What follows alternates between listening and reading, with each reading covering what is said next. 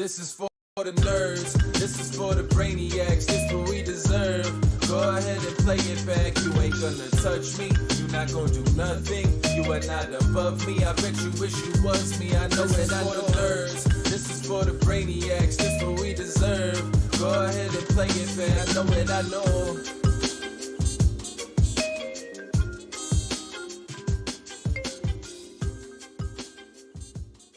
What's up, everyone? Welcome back to another edition of the S4Y VLOGCAST. This is episode number 38. As always, I'm joined by my wonderful co-host, Christian Soto, and we're guest-free today, buddy. It's just you and me here on the ones and twos. It's a lonely night.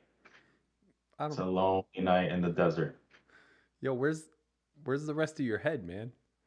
Every time you move left, the left side of your face disappears. This is part of the Matrix, bro. Yeah, you're in that.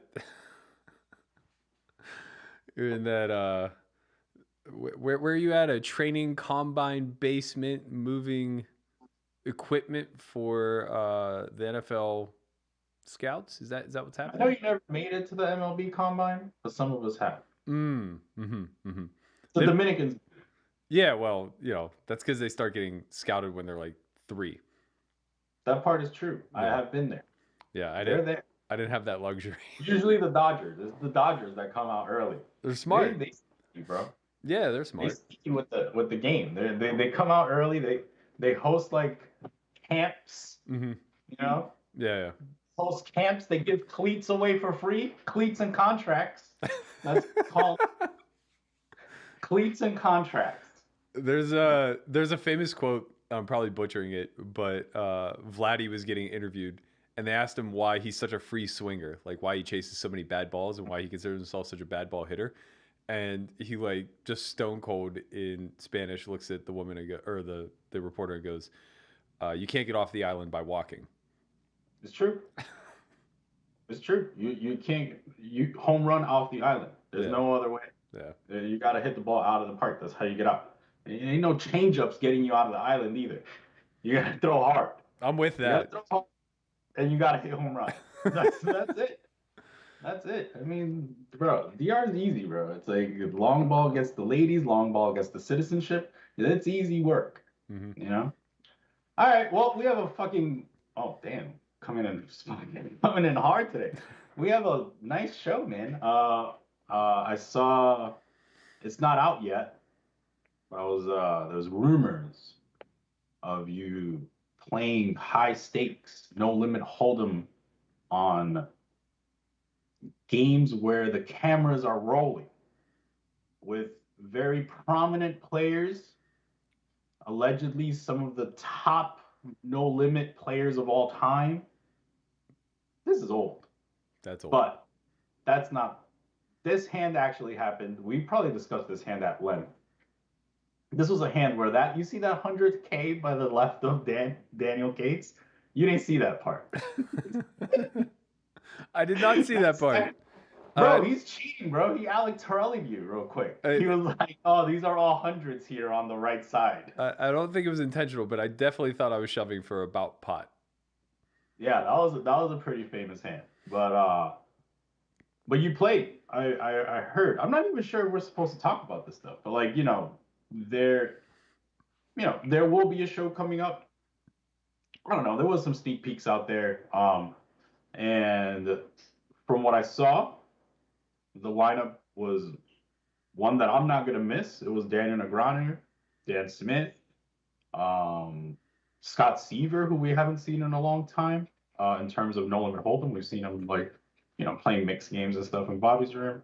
MJ, who hasn't played on television, any big known television, but has been coaching Daniel for some time. So that's going to be interesting to watch. You, and then one other player that I'm not sure who it is yet. But I'm excited to see. And I don't know. 2 other people, Jake Daniels and Zach Frenzy, were the other 2. Okay. So Jake graced us with his presence a solid hour and 20 minutes late. No big deal. Just roll in whenever the fuck you feel like it. Man, I want to be that guy. Because that guy is just like walking around like no care in the world. He probably went to the Gucci store beforehand. No, Went to hang. he was just golfing on Shadow. No big deal. You know, couldn't quite make it. Got caught up on the back nine. Hey, he's like, I gotta hit this putt real quick before I go to play on Poker Go. Yeah. I need that. I need that life. Anyway, okay, so you were there. How did you? You know, people are gonna ask, how'd you end up? The game was really good. I didn't have the best seat. I had Dan, MJ, and Seaver to my immediate left, with Negranu, Zach, and Jake to my immediate right. Kind of a catch-22. Have the There's pros and cons. There's pros and cons, right? Have the more recreational players to my right. Have the more elite pros to my left. Probably would rather have it in the inverse, but kind of is what it is. I did well. I ended up winning about a buy-in. I think I won like 42 to 45K, something like that.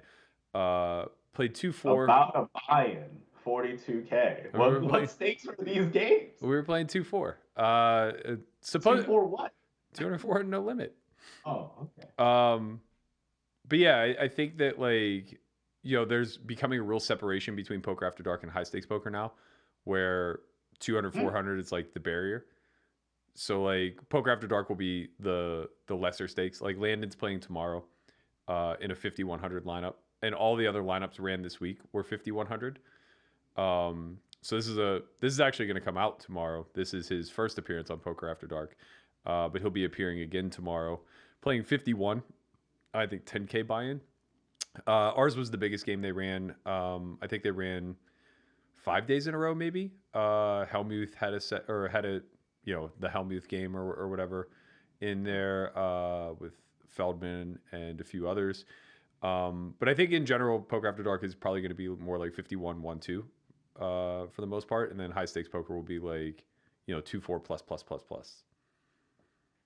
Yeah, I mean, I think that's a good way to do it, right? It's like, it's also like a nice, how do I say this? Like graduating stage. Yeah. Like, like for the people like, like Landon, me, or like these people that like really can't just like fire off 300,000 in the high stakes poker, right? Like it's like, oh, we could play some 5100, and then you kind of, for Poker Go, it's a nice place where they can curate talent, right? It's like, oh, like let's see who we move up to high stakes poker and like maybe like begin to showcase kind of thing, and I think it's a really good idea. I'm enjoying. I watched their last episode with the Ilias, I believe, the person that was right next to Landon. He was a really nice player to watch. He was cool. I'd never seen him before, but he was like really fun. He set like a cool trap with like Jax versus Alan Richardson, where Alan Richardson was like, oh, I'll show you one. And then he's like, 5 more. And it was like, and then Alan Richardson was like, 5 more what? Because Alan was like, you got to pay 400 to see one card. And he's like, 5 more. He's like, what do you mean? I already said 400. He's like, nah, bro, 5 more thousand. I'm like, all right, I like this dude. Like, this dude's kind of cool. But yeah, I mean, I'm excited to see it. Okay, I'm sure you're not allowed to really, like, are you allowed to divulge like anything that happened, or like maybe like just like your overall tone on the game? How did you feel? Yeah, I mean, I don't think that they cared that much. Like, it's not like we signed NDAs or anything along those lines. As far as spoilers go, like, yeah, I'm not gonna dig in too much. There was some wild play. Daniel still stuck in the heads up streets for sure, playing some fucking trashy ass hands pretty aggressively. He put in a squeeze 4 ways out of the big blind with 7 high unsuited, which, well, not that incentivized, just sailed it in there. Seaver is one of the most creative humans I've ever met. He's so enjoyable to play with.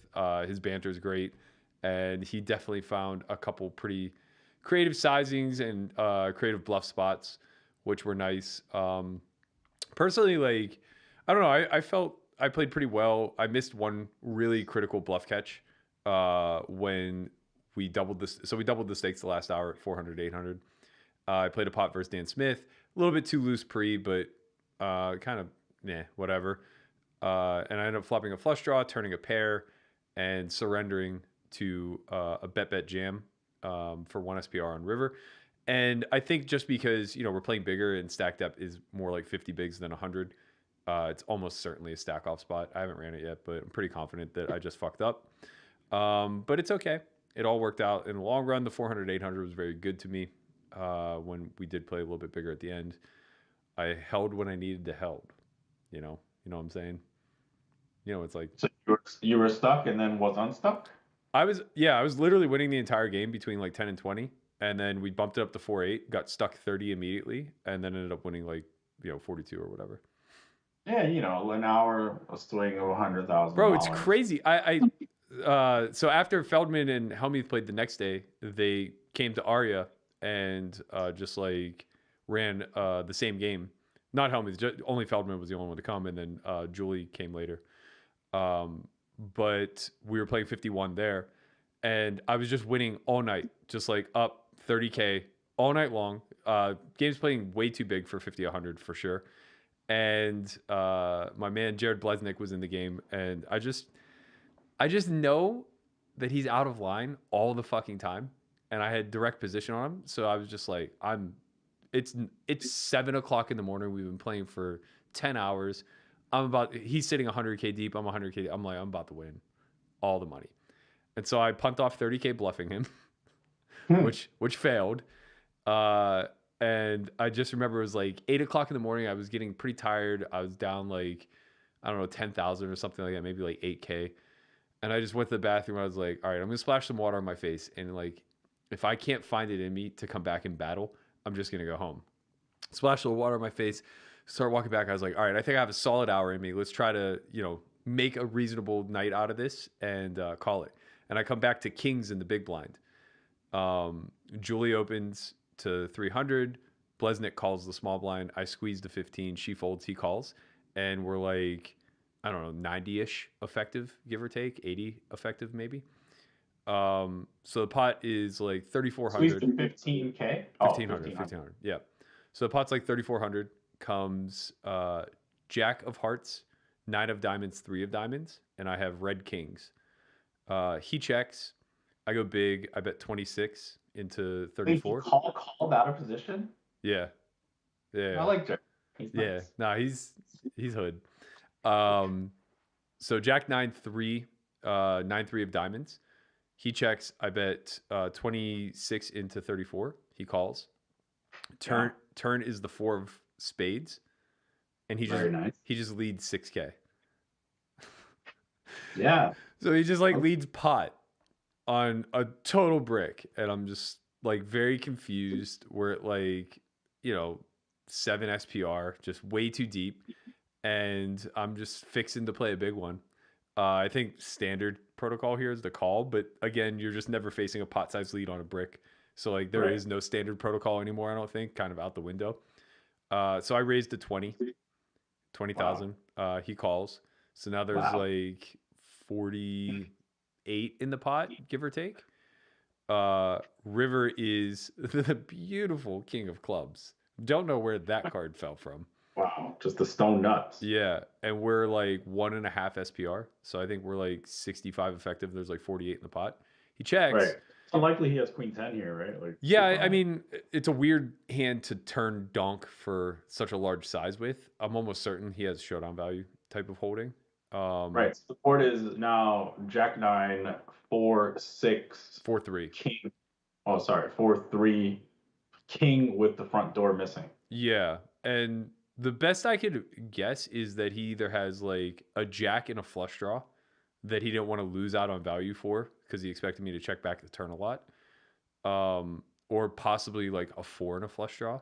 But that seems to make less sense if he has like 4, 5 of diamonds or ace 4 of diamonds, whatever. I don't know. All I know is that I'm going for value on the king. Basically, I just like arrived at the fact that it seemed pretty unlikely I could get called if I shove. He just doesn't seem to be strong enough unless he has like a weirdly played set. So I end up betting 30 into 48, and he just like beats me in the pot. I'm like, well, maybe I could have gotten called if I shove. Wow. Yes, he has like, I don't even know. I don't know, man. He got asked like 4 or 5 times about the hand. He claimed that he had ace king. He claimed that he had like I needed the king. He said that multiple times. So like I don't know what the fuck he had. My best guess is I still guess there's a chance. There's a chance you might have needed maybe at like 6'4" what or whatever. What was it? The bottom two cards? 4-3. You had like the 4-3 suited. Yeah, maybe, but I mean, I don't know. Like what isn't happy to just 3-bet the turn after getting raised? I don't know, man. So yeah, I couldn't figure it out, but ended up booking a big win. I'm on a nice little uptick, baby. I've been playing 50, 100 for the last 2 weeks. I'm up like $250,000. Nice, nice. Yeah, You're gonna have- live poker is back. It is Live poker back.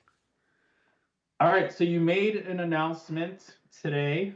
I saw on not Instagram, on Twitter, Mhm. about a course allegedly coming out where like people go on for like multiple weeks and stuff, and you teach them, and then they like leave their house, or maybe they don't. Like they call it homeschool or something. Yeah. What are you acting like I'm the only one involved in this? You're doing it too. I didn't make the announcement, bro. What caused this shoe? What is going on? This is not how I was in school. Just kicking his feet up, man. He's at home. You know, Where the hell? he's at home on his couch. Are these like Adidas or what are these? Are these the new J's? They might be. I don't know, man. They look like Rockfords to me. Are these what kind of socks are these? Like Those are you got the thermals. black, Those are you definitely got the black thermals for Michigan sure. Michigan socks from the black NCAA Michigan socks to Nikes. I got those are nice. Okay. Yeah, it's going to be 5 weeks long, 3 days a week. It's going to be somewhat similar to the way that we've structured it in the past, but I think it will be a little bit more comprehensive and a lot more practical. So we're going to kind of get rid of all the tedious math and, basically like when push came to shove and we really asked like, what's the most that people are getting out of homeschool? It was never that they get super sharp at being able to calculate pot odds and minimum defense frequencies and stuff like that. So that stuff will still be mentioned, but I don't think we need to devote entire classes to it, because really and truthfully, all of that underlying math is just what drives the chaos of poker. Understanding it deeply is helpful, but it's not necessary in order to implement real strategies.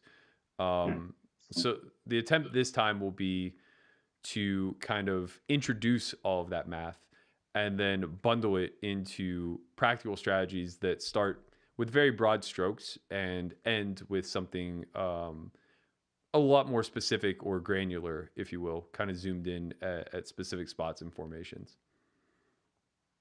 What's your lesson on? So week one, I'm just introducing practical game theory principles and how to build foundational strategies out of that. So what that means is we'll talk a lot about the underlying math and the investment strategies that go into poker. So things like pot odds, MDF, bluffing frequencies, ratios, etc., equity thresholds, all of that stuff will be introduced.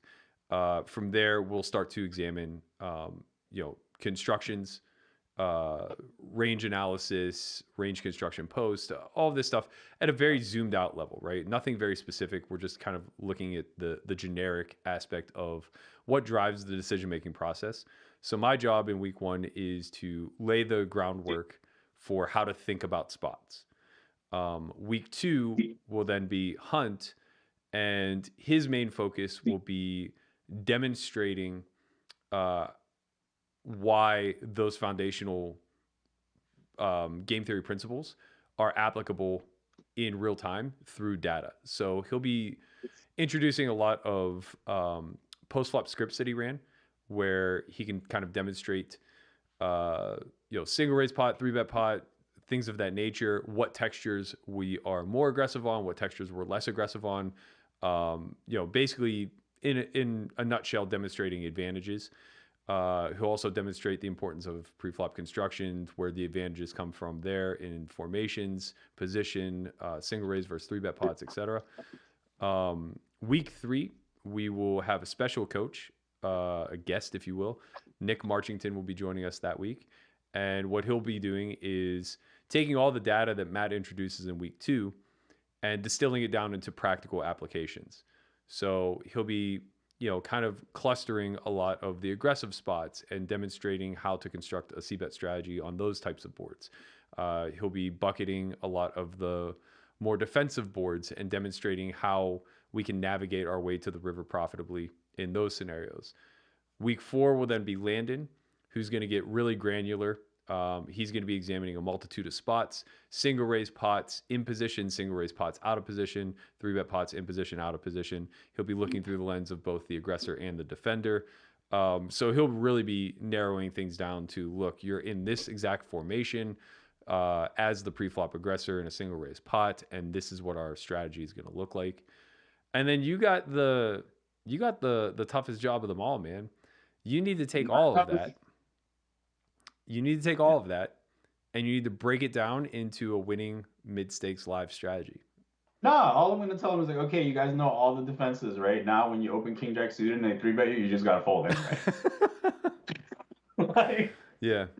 it's like, yeah, that all makes sense. I mean, all good. But yeah. Bobby is like, you know, Bobby's like 65 and he has ace king. He hasn't 3-bet in 3 years. So, you know, King Jack suited, yeah, you're supposed to 4-bet it 20% of the time, you know, but you should just fold. Yeah.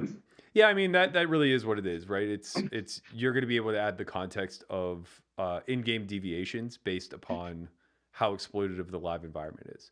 So I think it's really important for us to lay out what equilibrium strategies look like in a vacuum, and then you provide a nice layer of context where it's like, okay, now that we understand how the game is supposed to be played, let's take a look at how it's practically being played in the games that you're in, and how we can go about attacking all the mistakes that our opponents are making. All right. Some news broke this week. Today, actually. Okay. There's a new. Actually, no. I want to talk about the older stuff first. So, the WSOP main event and all of its bracelet events that will be televised will no longer be on ESPN. Correct. There's a new era. It is now on CBS Sports. Their Twitter handle's pretty gangster too. It says CBS Sports Gang. Is that the real CBS Sports Twitter handle? They're a gang? That's a good question, actually. Could you imagine if they just like miss, like accidentally tagged the wrong one? I suppose that happens. CBS Sports Gang? All right, whatever. Anyway, CBS stealing all the fucking talent from you know, they stole, you know, half of Cold Pizza. Did they? Yeah, it was Stephen A. Smith and the other dude. They took that dude. No, he's on Fox. Oh, okay. Sorry. Yeah. They're all kind of the same to me. It's all a blur. If it's not ESPN, it's something else. Yeah, it's true. No shots fired, but just saying. Anyway, it's really CBS Sports Gang, but this is their PR. So that's their PR firm. Man, I want a PR firm that's a gang. It's like, here, go talk to the Crips. Like what? Anyway, I don't think that's what they're trying to accomplish with that name.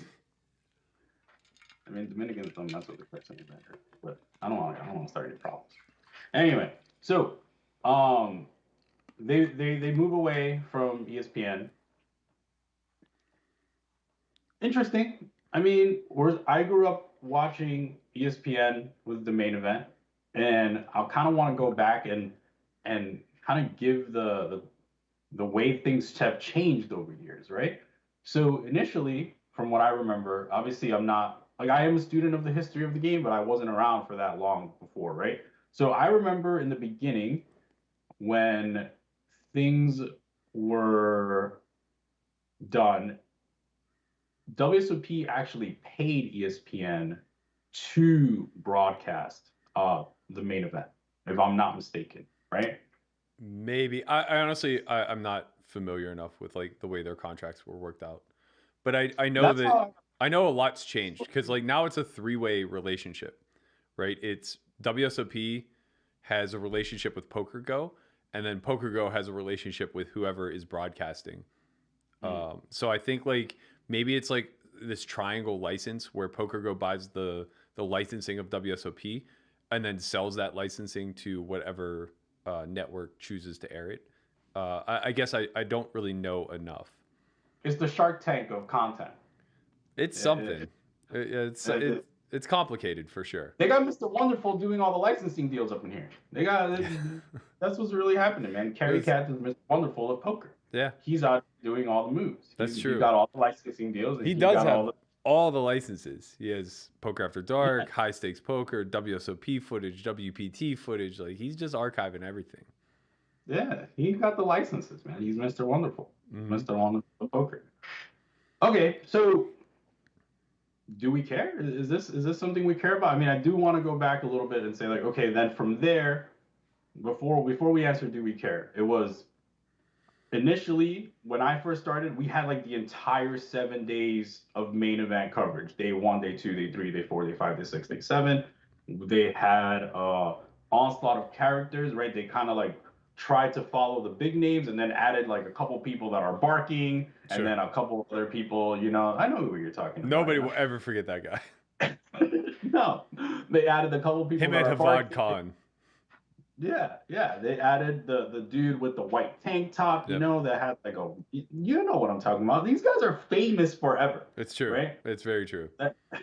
And then, and then we went into the more recent years, we went into a different era where it was more like day 4.5 and on. Yeah. Covered. Yeah, I think they did like sort of what WPT does now, where they kind of like bundled the first 3 days into like a highlight reel. And then they just like let off day 4 coverage with that highlight reel. I know this for sure is true because I think it was like 2018 maybe. Was that the year we did Results May Vary? Yeah. Yeah. So it was 2018. I was chip leader all of day 1 and most of day 2. And when the coverage finally rolled out, I don't know if anything was even mentioned about me except maybe my exit walk. Because I didn't even cash. I ended up bubbling. So, okay, so now we're going into the era of CBS Sports. A lot of talk of like, are they keeping you know, the original commentators, right? Or are they moving away? You know, a lot of the new school players have been asking for a different, you know, voice. I personally am so used to that voice, and I think those voices are legendary. I would like to keep them as long as they stay around. And then also the other question is, how many days are we going to cover, and what kind of differences will we see, and do we even care that it's on a different platform? So let's kind of address those questions. Yeah, I'm interested first and foremost about Lon and Norm, because my understanding is that they were contracted by ESPN, but I could be wrong about that.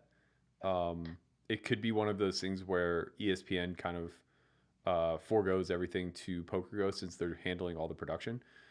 In any event, I don't know if they are independent contractors. I don't know if ESPN owns their rights or how that works. But I, like you, you know, I'm very nostalgic around the WSOP, and I think that much like having Gabe and I never remember the other guy for High Stakes Poker.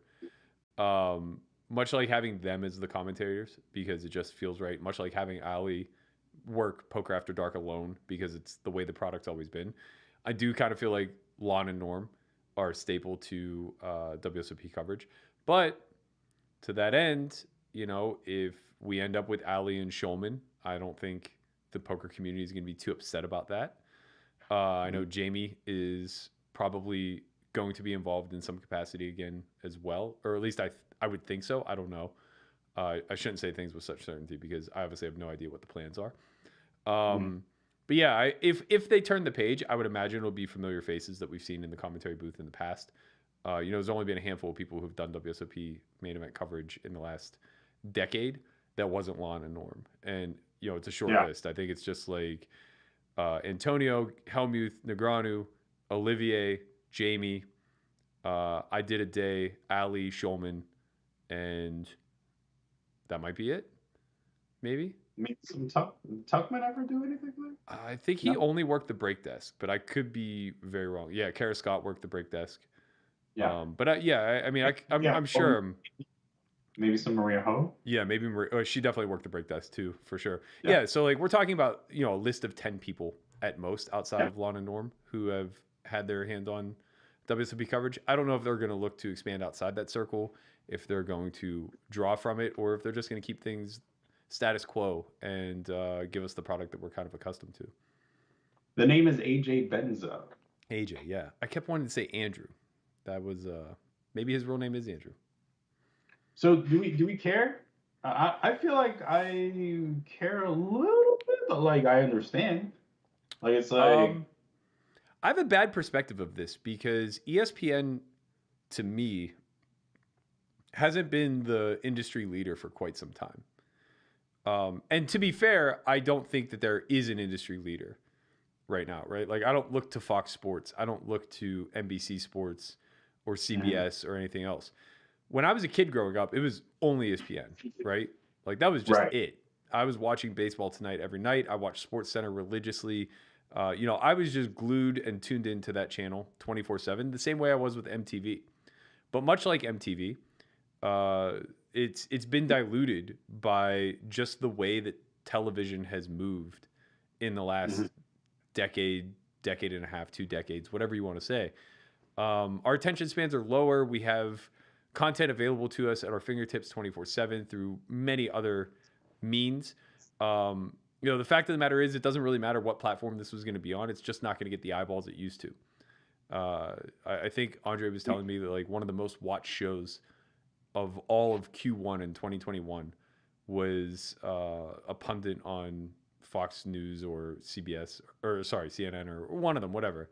Yeah, it was Rachel Maddow, and I think that like her peak viewership was like 2.8 million views, which is nothing.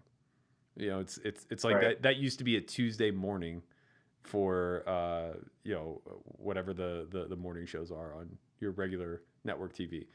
So yeah, television just doesn't move the needle anymore.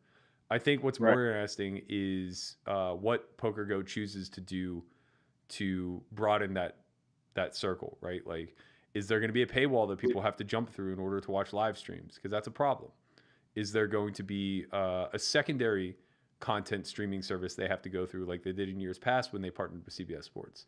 I don't know if you remember that, but like they had all the lead up events, and you had to not just have a PokerGo account, but also a CBS Sports account. So like, making people jump through hoops to watch content is a real problem.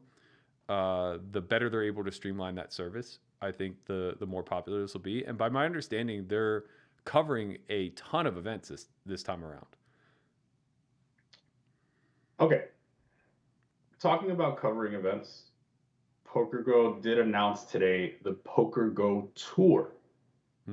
And that was featured by a nice photo of Maury. Maury's been around Maury's been around poker longer than I've maybe been alive. For sure. And obviously a staple of the community. I'm glad to see him leading this. And there's I have a couple of critiques, which, whatever. I think the first place prize is kind of small in comparison to like the whole, like how many buy-ins there are and like how. What do you mean by first place prize? So the way this works is like it's just like imagine this being like a leaderboard, and let's say you play the Poker Masters, the Super High Roller Bowl, you play a heads up tournament that they are going to announce now as well. And these tournaments are 100K, 25K, all this stuff. First place, if I read this correctly, is $100,000 and a trophy. Which they've done this in the past. I know. I think it was 2019. Sovereign won this. But I think I could be wrong. I think they also free roll your first buy-in into the following year's tour, which is worth a lot if that's the case. Okay. But I may be speaking out of turn. That may have been something they did in the past, or maybe, no, you know what? Maybe they gave you, I don't know, man. I honestly don't remember. I know that there were some other ancillary benefits. I don't know if it was no rake for a year or if they gave you your first buy-in to certain events or what the case may be. Okay, let's play the game of it's 100K. Okay. And then let's move from there, right? Yeah. Is 100K cash prize oh, is it moving the needle for anyone? How many in these events on scenarios? average do you think this is? Probably 30. So we're looking at the Super High Roller Bowl, the Poker Masters. Masters is like what, 10 events? That's like 10 events maybe. Yeah.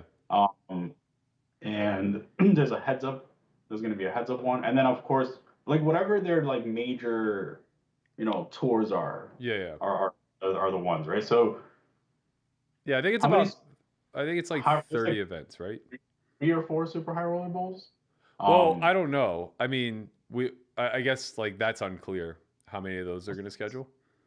But yeah, let's assume that there's 3 of those. The heads up that they're bringing back, Poker Masters, which I think is like 10 events maybe, and then the U.S. Poker Open, which also I think is like 10 events.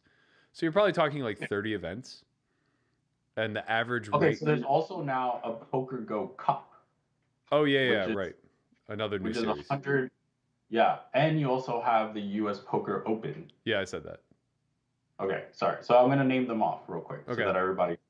So it's the U.S. Poker Open. Mm-hmm. It is the Poker Go Cup, which is new. Okay. It features 100K no limit hold'em main event. Yep. 100K buy-in, as well as I assume it is a slew of 8 events, with the highlight being the 100K. So we assume it'll be somewhere between 10Ks and 25Ks. Yeah.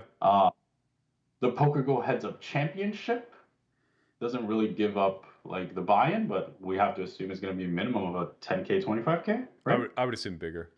Right. Maybe bigger, 50K? 50, 100. Right? I mean, if it's only one event, I would almost always assume those feature events are very large. Yeah. The Poker Masters, which is a fan favorite, is one of my favorite events for sure. Mm-hmm. It's a 12-event series. We've gotten accustomed to that one, with Ali winning it famously. And the Super High Roller Bowl, but they only talk about one this time. Okay. Which is a 3-day event. We know that one. That's the one you final tabled before. Yeah. It's a 300K buy-in, and this time it'll be September 26th, Berkey. So mark the calendar. I'm out. Okay, yeah. So we're talking about 32 events with potential other Super High Roller Bowls added, maybe. And the average buy-in sounds like it's probably going to be somewhere in the neighborhood of like, I don't know, 70K, give or take. So yeah, I mean, you're talking about this 100K representing a roughly rake back. Do we think it's worth rake back? And it's also worth noting that if you registered these events on time, you play the first bullet rake free. So it is kind of rake back plus in a certain way. But yeah, I mean, this if this were an online site, we wouldn't think ill of it, right? No, of course not. Of course not. But I'm only saying it because it's like, okay, I see, they're trying to make a big splash, mm-hmm. right? And to me, like, the first big splash is usually like, okay, like, we're going to take a lost leader here. Yeah. And I was at least expecting, I don't know the business of it, right? Like, we're critiquers, right? Like, we're here to like either praise or critique, and I like the idea. Yeah. Of course. I like the idea. But to me, I'm like, oh, like, this would have been sick if it was like first place was like $1 million. $500,000 or $1 million, something, something that's like gonna stick, where it's like, yo, you have to play this. Like, call up all your backers, sell your Bitcoin, like, do whatever you gotta do, because if you have an edge, you better fire everything. Yeah. You know what I mean? But it's like, for the average person that wasn't really thinking about playing all these events, like, they're probably not gonna play it for an additional 100K. So that's kind of what I'm thinking. But I see the play, and I like the play. It's like they're trying to say, okay, if you're a reg here, you get, not only do you become like more known because you're going to be at the top of these leaderboards and people are going to follow these leaderboards, but on top, we're going to throw you some cash. It also, like, second place is 50,000 and third place is 25K. So it's not like you get nothing if you don't win. Yeah. So they are throwing out 175K. It's not like 100K only. That'll be unfair for me to say. Yeah, I'm with you in the sense that I think there's a better way of doing this. I agree. So basically, I have 2 thoughts. Number one, I think the reason why you keep it small is because the expectation is that only the regulars have a shot to win this, and it's a nice thank you to them for supporting the tour. but they also have the highest EV in this tour, so they're playing for selfish Okay. reasons to begin with, right? It's just almost impossible that an outsider has a real crack at breaking the top 3 in something like this, right? So really, you're just incentivizing your grinders and giving them a kickback, which 100% rake back roughly is a pretty nice thank you in that instance. That said, I think you could change the structure in such a way where you could add a lot more money and incentivize the chance for outsiders to have a crack at it. So, what I personally would do, if I were in charge of something like this, is instead of giving away, assuming that I had the budget, obviously, but if we had the ability to give away $1 million instead of 175K, what I would do is I would structure it such that the leaderboard plays a final event. That way you get one more piece of content out of it, so you don't get nothing. And it's not just So the top 9 you play like a Sango or something? top 9, top 20. I don't care how you do it, right? And what you can do is you can weight it favorably for the point system, right? So you can distribute chip stacks according to where people are ranking on the leaderboard, and you can just like handicap it where if you finish 1, you have a pretty big edge, and you're just going to finish top 3 more often. If you finish 9, you're up against it. And then lastly, if you really want to try to give the option to, you know, a businessman of sorts to have a crack at this, you can let them up to double the field. Maybe it's invite only, I don't know. But then they pay some sort of matching buy-in, right? So say PokerGo's putting up $1 million in the prize pool for a 9-handed sit and go. Maybe you make it an 18 person sit and go, and each of the remaining 9 can put up 100K or 125K or whatever. This slightly dilutes everybody's maybe it doesn't. Maybe it actually increases everybody's EV, to be quite honest. Yeah, I think it would actually increase the EV of the 9 because they're getting a somewhat softer field, and that remaining $900 or $1 million that's being added by or funded by the so it's like a additional 9 tournament players. of champions type of a thing, Yeah. right? Yeah, the difference is that like you actually have to qualify through points rather than just having one event.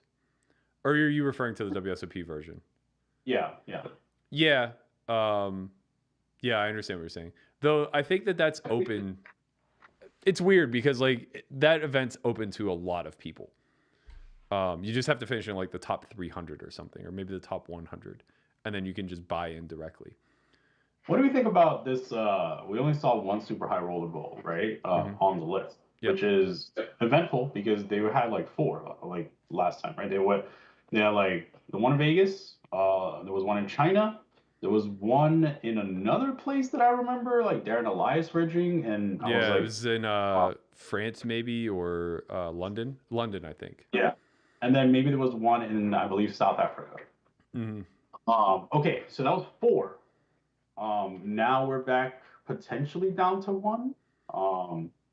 Is this a lure play? Is there not a market for these? What are we thinking? I feel like they want to bring back the allure of the super high roller bowl, where it was like having 4 of them. You know, it's like the US dollar, bro. Like you can't just keep printing these things out. Like you're just gonna like crush it. It doesn't have no value, right? So maybe they want to just say, okay, there's one. It's in Las Vegas. It's in September. You know what time it is. You gotta play it. If you know, good luck. You gotta win the lottery. All this stuff. You know. Yeah, that's it used possible. to be a big deal, right? Yeah, that's possible. I think the other 3 that you're referencing were also married to another partnership in some regard. So I feel like 1 or 2 of them were in coordination with Triton, and 1 may have been in coordination with like the APT. I honestly don't recall completely, so I could be getting my facts twisted. I feel like it was a party thing on one of them, but I'm not sure. You think it was a party poker? I'm not sure. Yeah, I'm not sure either. But yeah, I feel it was party poker. They never really had like that kind of relationship. No, I didn't think so either. I thought it was like APT and Triton specifically. But In any event, I think that it was just a branding play where they were trying to leverage partnerships and see what kind of turnouts they could get. But I know the one in London specifically failed. I think they got 12 people for it. And yeah, that's not really a good look for your marquee event. So you think they're trying to maybe just bring back the allure? It feels like they are. It feels like, especially with this tour, bringing back this like big tournament, which was like when it first came out, you know, it was such a big deal, man. I remember like it was everybody stopped. Like, you know, if you were a pro, you were watching this because it was the best players with a huge buy-in. It wasn't this like one drop where you're expecting all the wrecks. You know, it was more like this, like it's gonna be tough. Yeah, there's gonna be some wrecks, but they're not gonna be. You know, the wreck's gonna be like Red Raider, who's like he's a wreck, but he's good. Yeah. Like it's like, you know, there's gonna be some players that are kind of good. So maybe they brought the allure back. I'm curious, man. I feel like we're heading into this really interesting point in poker where nobody cares about money anymore. Like the stakes are big. Tom Dwan is back. Like 50, 100s running at Bellagio. Literally every day. 7 days a week. What's happening, man? Are we back? Are we back? People are getting sponsored? Like, what the hell's going on? Yeah, I mean, it's a market. You have an agent? It's a market. I mean, the thing is that like there's just an influx of liquidity right now. You know, like poker in general was kind of sharp on the uptick with crypto, so a lot of people were early adopters and did really well. Also, I think that, you know, tournament buy-ins haven't really adjusted according to inflation. So, you know, for WPT main events to be 3,500s, the everyman can afford that, right? What happened though? Because like they came down. Yeah, they definitely came down, right? Which was smart. I think it was smart. I think that 10K was pricing people out for far, far, far too long, and now I think it's getting back to a point where like 10K is probably a feasible top end buy-in for these events. I mean, like we said, we saw 5 Diamond just blow out every year. The Win and the Venetian both just ran a 5K that had massive fields. So like those barriers aren't what they used to be. But I think it's smart to have inclusive buy-ins rather than exclusive. That's what we have the high roller scene for. Who do we think is like going to take the first chance at the 10Ks though? Like, is it going to be Florida? Is it going to be Borgata? Is it like someone's going to want to bring the 10K back and say like, okay, come here. We're going to try to make this like a premier stop. I think it can't be Vegas. So here's the thing. LA routinely does it with LAPC. This year they were off. And well, I'm saying like not the original, right? So like not LAPC, right? Not LAPC and not 5 Diamond, right? So it has to be those two are established. Those two are established and do really well. Vegas has tried to implement other 10Ks. They have the Bobby Baldwin Classic in May, which I don't know if that's going to run again this year. And I heard grumblings that they may bring back Festivi, whatever, or the Doyle Brunson Classic. I don't know, man. Like they used to have there used to be 4 WPT 10K buy-ins a year, all in Vegas, and they just like slowly disappeared. And the WPT Championship used to be a 25K, but I think that that's also been reduced. It's either a 10 or 15K now, if I'm not. And that was 15K when it was at Borgata when you came. That was the last time I remember it. You cashed it. That was the last. Well, that's because that was the last time it was open. Ever since then, it's been closed to Tournament of Champions. So maybe it's a 10K now. Anyway, the whole point that I'm trying to get at is it has to be a major market that can't be Vegas, because the reason why 5 Diamond is so successful is that it's the end of the year. It's at a time when people are frequenting Vegas anyway. People are looking for the tax write-offs. Everybody just fires, right? But if you hold that exact same event in, say, May, like they do with the Bobby Baldwin Classic at Aria, it just does nothing. You know, I think it averages like 105 people or something like that. And it's just, it's not marquee enough. There aren't enough people in Vegas at that time. It's also like really poor timing in the sense that everybody's gearing up for the World Series and they don't want to play a tough 10K a week or two prior to Right. firing off 100K worth of buy-ins. The Colossus. Like, I don't want to yeah. play that right before the Colossus. Like, Right. how am I going to get even? I got to win the Colossus. Right. Like, Right. So like Venetian has kind of positioned themselves to maybe take a shot at bigger buy-ins. They do really well with the 5K range, but I think 10K is probably still outpricing their clientele.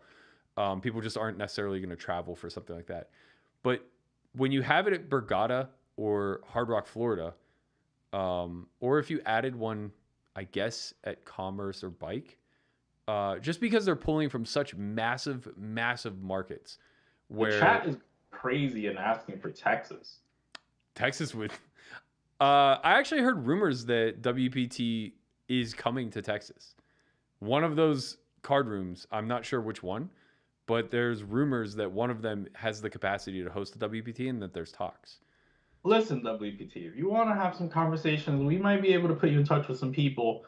Let us know what you have in mind, and then I just don't know. Yeah, I mean, Texas could handle a 10K. Texas, like especially Dallas, being a new market.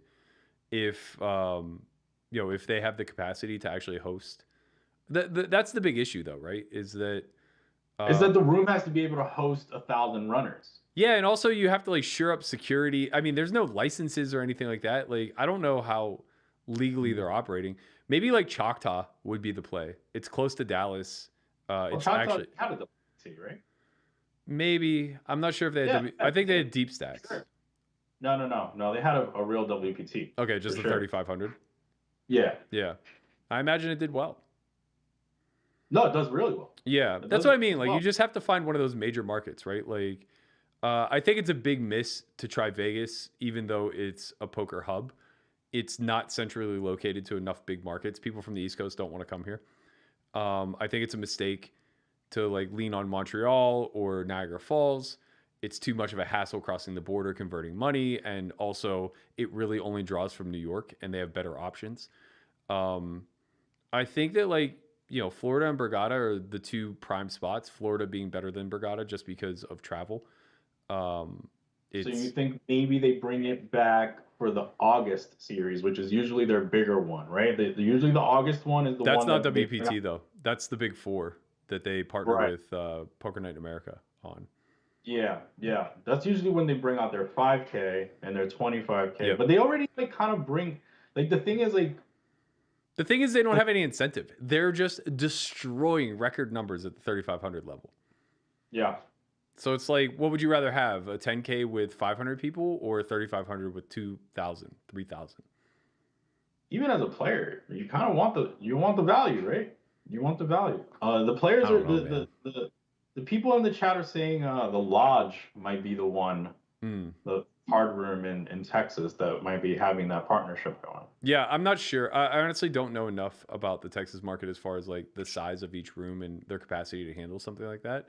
I also just don't know the legalities of it all, right? Like what what goes into running a WPT, because most of these rooms are operating off of like hired security firms that come in and ensure players don't get shot walking to the car. Like that's just not something you really have to concern yourself with quite as much whenever you're dealing with a casino.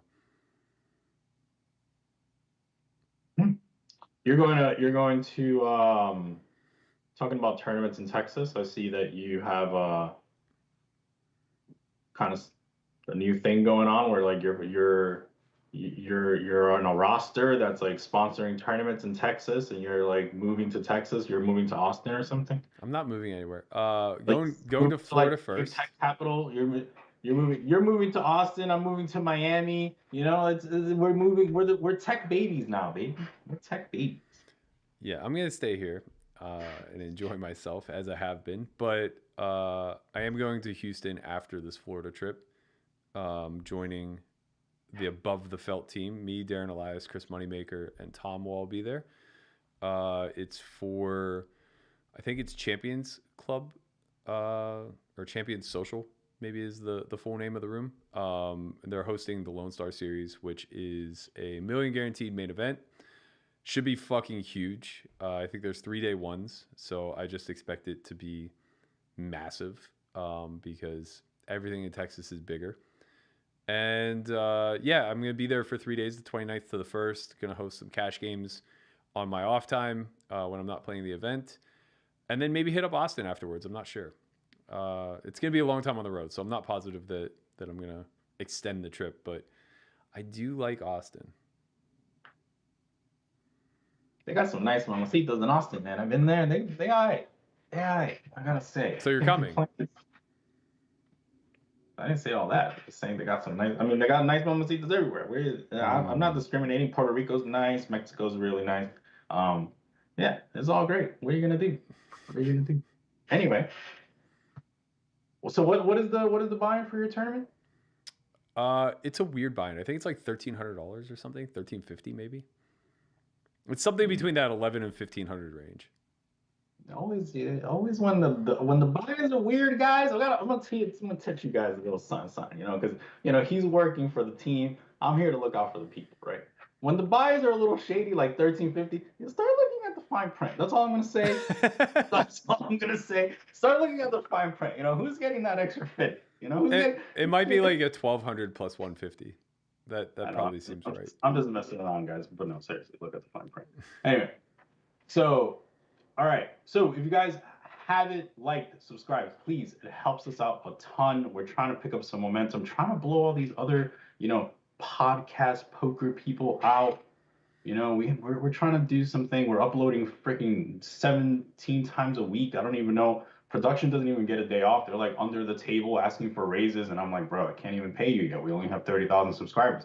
I'll pay you when we get to 40. So if we get to 40,000 subscribers, I could pay my people, man. But for now, they're just like, Chen, we're gonna quit. I'm like, please, just 40,000. And so please like, subscribe, leave a comment below. The comments actually help us a lot. Tell us where do you want to see the next 10K? Is it Borgata in New Jersey? Is it Montreal? I saw a couple people in the chat saying Montreal. A lot of people saying Texas, Florida. Do you want to see North California? Is it Bay 101 that's gonna fire it? They had the 7,500 before. Maybe they just say, fuck it, 10K shooting star. It used to be a 10K shooting star. Yeah, so maybe for a long time. Maybe same thing with Legends of Poker at the bike. It was a 10K forever, and then they dropped it to 5, and they dropped it to 3,500. Man, I wasn't around for any of that stuff. I was playing 1-2 in some fucking garage somewhere with Conrad.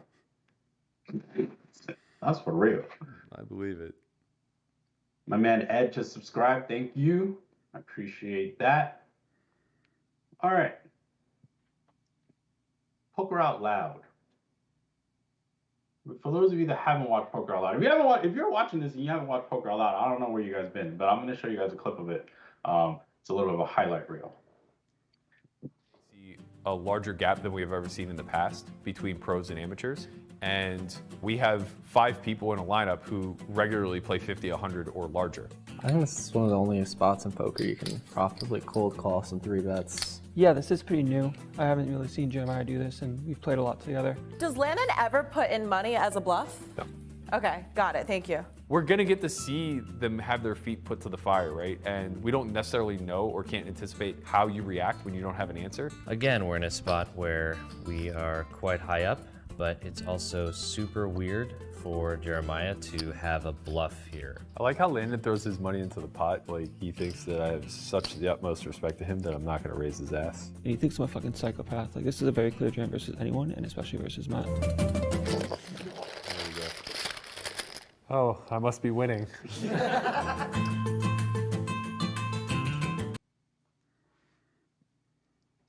All right, so for those of you that haven't watched Poker Out Loud, that is the latest edition of Poker Out Loud. That was the Pro edition. We also have the Vlogger edition, which you can find on YouTube, which just concluded its final episode, I believe, yesterday or the day before? Yesterday. Yeah, Tuesday, you're right.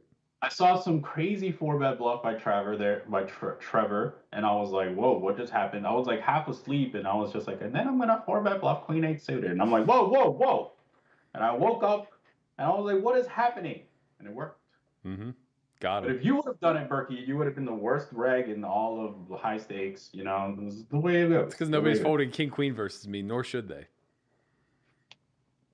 I have a story about King Queen after this. We're going to talk about it. Okay.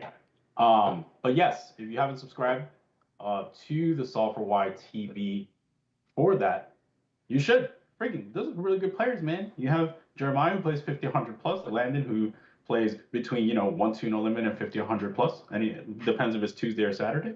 And Berkey, who plays 50, 100 every day now at Bellagio and etc. And Lynn, who plays between 1-2 Big O online and 50, 100 no limit hold'em at Bellagio. And Chris, who I'm very proud of and has gone from 2-5 at the Win up to 10-20 Bellagio. Pretty exciting stuff. It's in there. It's in there. We also have an On Second Thought coming out. It's supposed to release Monday, but it's actually going to get pushed back a little bit because of travel and stuff. I have to work on the recording, so it's going to come out next Wednesday instead. Just a little update for everybody on the schedule. Okay, so a couple questions in the chat. When is the next Poker Out Loud? Everybody's asking every day. It's still going. We're only on Ep 5. People want to know. People want to know when is the next one. What's the new lineup? They want to know if we're bringing on. I get the same questions every day. Are we bringing on recreationals? No. Are we? When is the next lineup? Are we gonna do a tournament one? No. And I don't know. Here are the things we're restricted by. We can only do 6 max because of filming. It's just too complex to do 9-handed, and honestly, it's bad for the product. It's just too slow, having 9 people exhaust their thought only to fold. Number 2, the show is built off the commentary of the players. Therefore, recreationals are rendered useless to us. I don't know if you've ever heard somebody who doesn't know anything about a subject try to talk about said subject, but they don't say anything worth listening to. And unfortunately, that's the case of the weaker players in your game. I understand the desire for people to want to know like what's going on inside the head of losing players, but the answer is nothing. Literally nothing. Like, you don't need to study losing players. You'll beat them inherently by the fact that they're losing players. Weaker, losing recreationals or whatever, anybody who's making the game good to play in, they aren't thinking about stuff. There's nothing for you to learn from the way that they talk about the game other than where they're psychologically weak or where their patterns may formulate from. But hearing a guy like look at a hand and say, well, it looks good, so I'm going to play it, or it's suited, or something nonsensical doesn't help anybody. So it's just like, I get the desire to want to see this type of stuff, but like, and to his credit, he took it completely in stride and was amazing by my vantage point. But like, Rampage got shredded in our comments for not being studious enough and not speaking intelligently enough about the game. And he was just openly admitting like he didn't know what to do in most spots, and people were turned off by that. Well, it's like, he actually plays somewhat professionally. You want somebody who knows even less? Yeah, he won a bracelet. Yeah. So it's like, do you want somebody who's less studied in there giving you their thoughts? It's one of those things that I know we're going to get asked until the end of time when we're going to do it, but the answer is just never. It's a bad product. And the second that we do it, everybody's going to be mad at us for doing it because that person's not going to add any value to the show. Yeah. First of all, I commend Rampage for whatever. It's fine to say you don't know. Like, what's wrong with that? Like, it's better than saying like, oh, I'm going to make up this bullshit that like no one really understands. Like, right. and like, I'm just going to try to sound smart. It's like, no, I don't really know. And a lot of times, even myself, when I've been on the show, I'm like, I don't know, but I think he's bluffing and I can't explain why. Yeah. So I'm going to do this. And that's fine. It's like, some plays are like that. You can't really exhaust thought and you can't really explain it, but you're going to go with your instinct or whatever. Like, it is what it is. I do think we do want to do one with some coaches from other sites if they're interested. Yeah. I heard, Phil Goffon was I would love to have on. It'd be kind of cool. I don't want to have somebody that's like, I want to have somebody that's good at No Limit, but not like going to make me look like a fish. Okay. Like, I'm not going to bring on, fucking Dom, and he's going to bring a backpack with a supercomputer, and then like each hand's going to take 20 minutes because then and then it's going to be, he's going to run some supercomputer and then limp.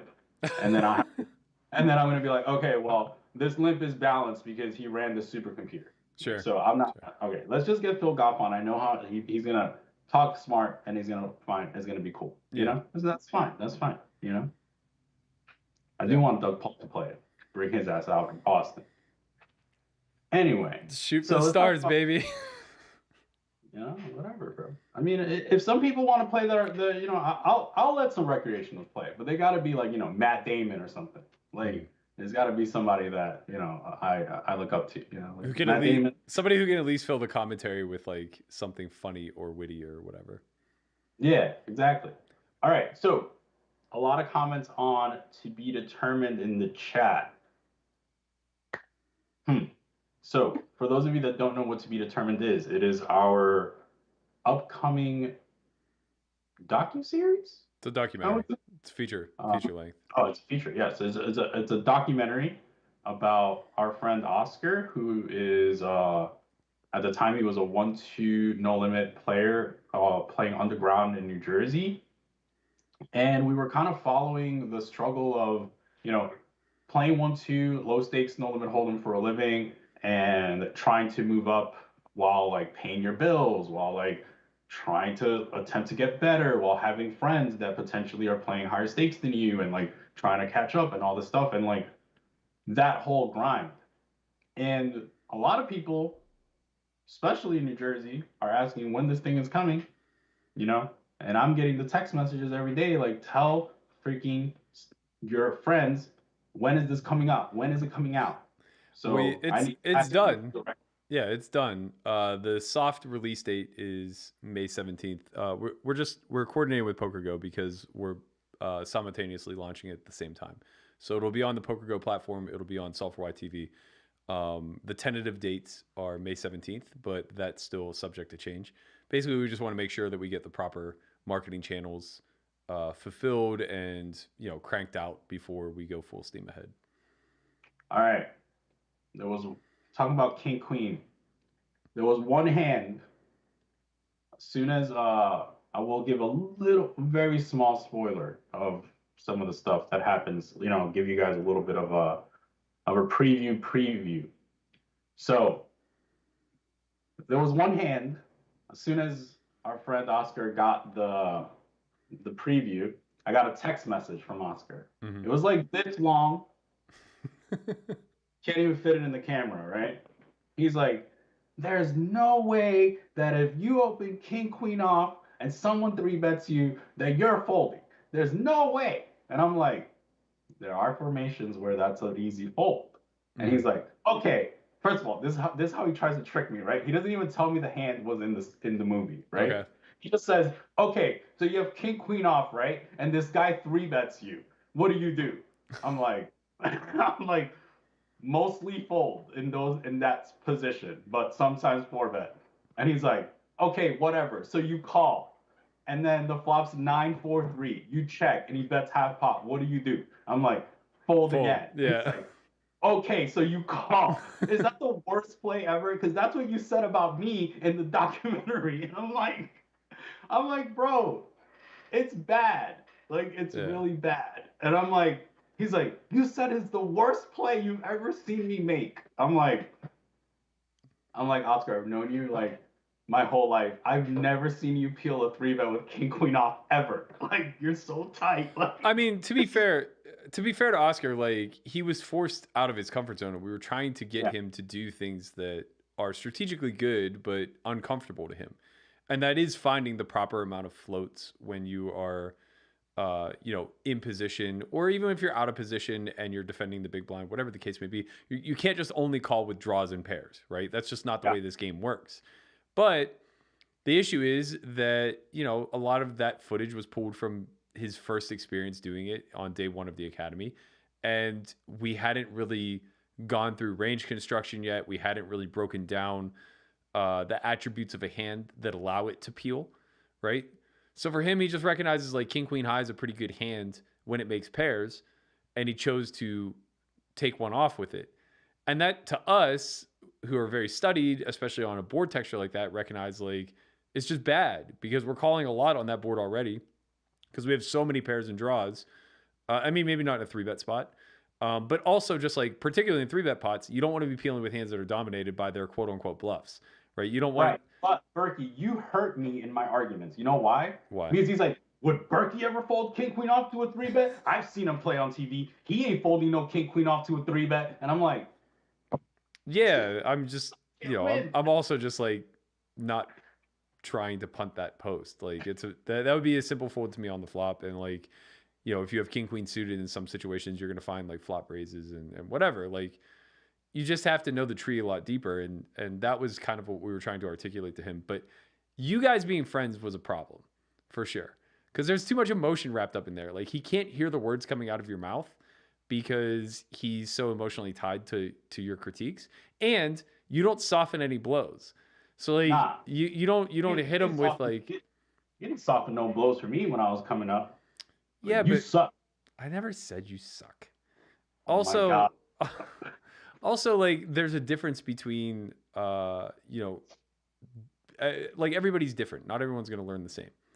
And I think that it's important to challenge people who are willing to be challenged. And I think it's also important to like kind of handle someone with kid gloves if they're going to be triggered by more emotional context. So yeah, that makes sense. Yeah, I mean, obviously, like you guys having a long-standing relationship probably wasn't the best teaching mechanism. Sometimes you gotta fold king queen off pre.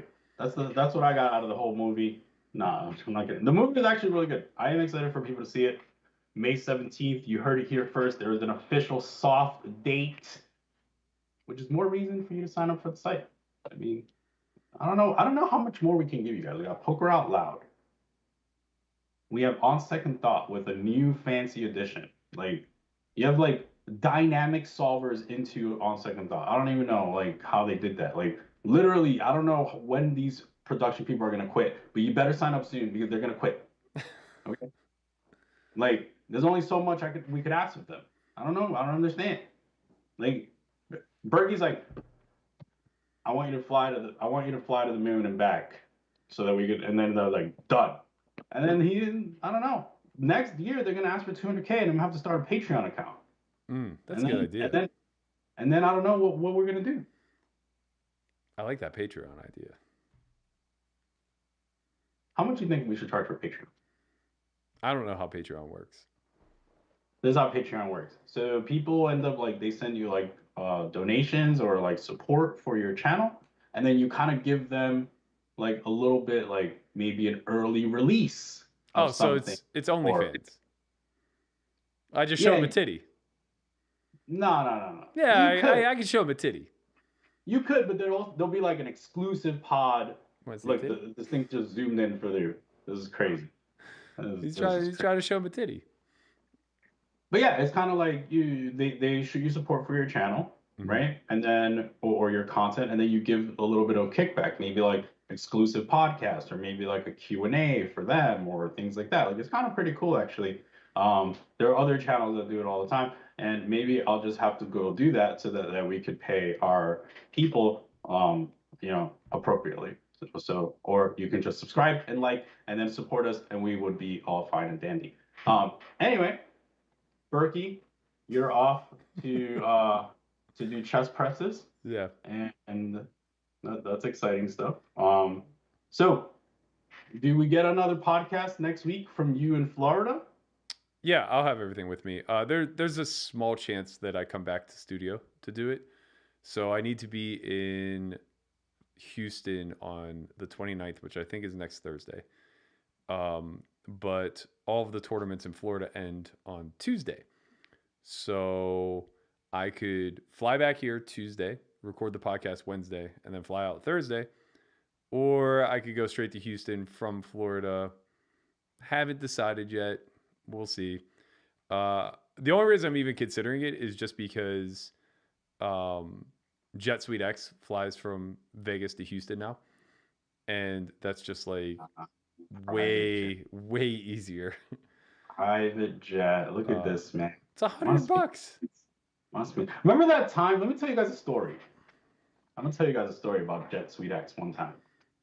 So Berkey's like, yo, I don't really want to take all this money to Cali, through, Southwest because it's a commercial airline and they might confiscate all our money, and we are bringing a fair amount of money. That part is fair. That part is true, right? So he's like, yo, let's just take a private jet. And I was like, damn, you want to take a private jet? He's like, yeah, because that way we don't even need to go to TSA. Like, it's nothing. We just like walk in and then it's quick. We get there like 15 minutes before, right? All right, so cool. We about to go on this jet, right? You know, Berkey takes the Maserati, 20 minutes before the flight. Booking it down Las Vegas Boulevard, right?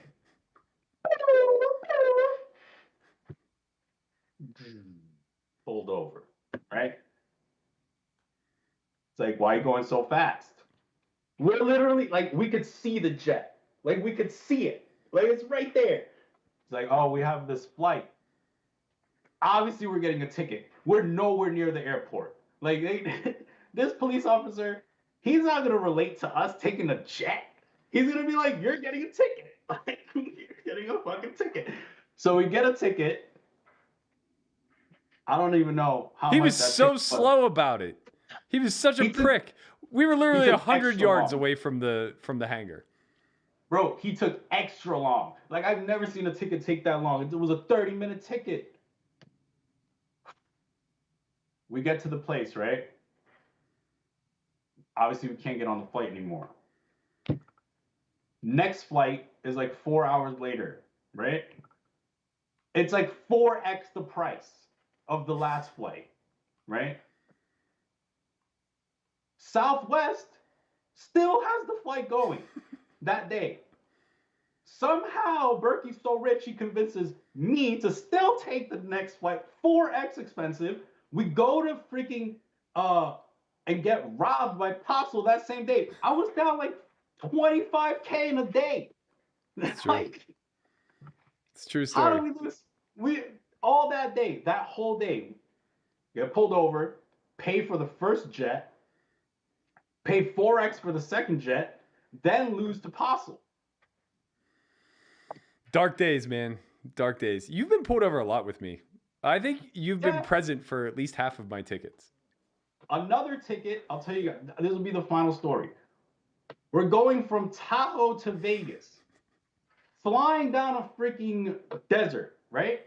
There is a cop on, let me see, on this side, we're on this side, right? Berkey's like, oh, they can't really pull you over from the other side because they can't see how fast you're going. Does the loopy, right? Hits him with, you're going 90 something, right? Fine, whatever. That's the first one, right? You think it ends there? No. Next, we're going, right? Does the loopy again. Another one. This guy was crazy. He was like, do you know how fast you're going? He's like, oh, I lost count. I'm not sure. Trying to get back to Vegas, it's a long ride. He's like, and I'm never going to forget this in my entire life. He's like, you can hit a cow. Yeah. I'm looking around. Ain't no cow in sight. We're in the, first of all, there's not even grass. We're in the fucking desert. There's scorpions and snakes. Ain't no cows. It's He's just like, a straight road for like 120 miles. You could literally see like 100 miles ahead. But it's a desert. I've never seen a cow in a desert in my life. Yeah. This guy's like, you can hit a cow. And I'm like, what? I'm like, oh my God, these are the people protecting us. Like, there's no cow. There's no cow anywhere. Like, and we really wanted to say it. Like, we wanted to say it so bad. We're like, there are no cows in the desert. There's not a cow anywhere around here. Like, but he was really serious. Now Berkey, he was like kind of laughing at him.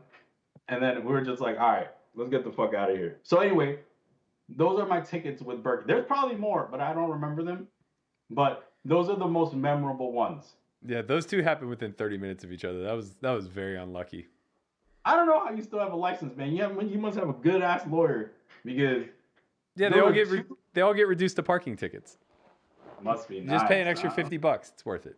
You have like a special app or something on your phone where Craig Kenny, baby. There was an app for that. I didn't know there was an app. But there's a lawyer office in Vegas that takes care of it.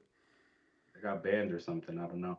But yeah, I hope you all enjoyed those stories. If you have any stories that are funny where you got pulled over or whatever, let me know. Leave it in the comment below. I actually am curious about like pulled over stories because they are kind of interesting to me. I've been in some spots, man. I've been in some wild stuff, man. Like some people, you know, they had a bunch of stuff here. You know, the cop comes in, you know, they hit them with the whoop, and then the cop comes and they're like, yeah, everything's fine, you know, just trying to get home. But there's a lot of merchandise over here, you know. That's all I'm gonna say. Anyway, I'm always in the passenger side. I don't know what's happening. Mm-hmm. Anyway, I hope you all enjoyed the show. Of course, it is our pleasure. Myself, Christian Soto, Matt Berkey.